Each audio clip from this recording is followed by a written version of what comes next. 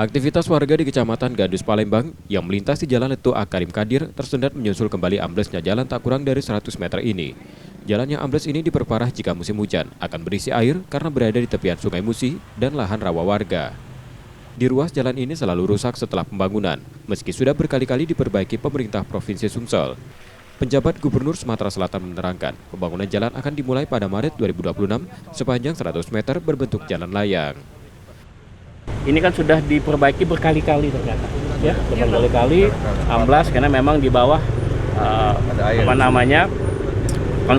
kontur lahannya tidak memungkinkan untuk dia menampung beban yang berat. Nah, oleh karena itu kita sudah desain, DED-nya sudah ada, kita akan buat semacam jalan layang nanti di sini. Nah, kalau ini nanti bisa, ini menjadi ikon baru nanti di sini. Nah, sekaligus tadi Pak Wali Kota menyampaikan usulan ide juga, kita tata di sini. Jadi semacam destinasi wisata baru juga. Selama pembangunan, jalan yang ambles tetap dapat dilintasi, meski pemerintah provinsi meminta pada pengusaha yang biasa menggunakan kendaraan bertona sebesar agar mengurangi muatannya, agar selama pembangunan jalan yang dilintasi tak semakin parah.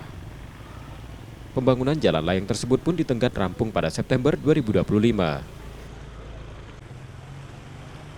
Tim Liputan, Kompas TV, Palembang, Sumatera Selatan.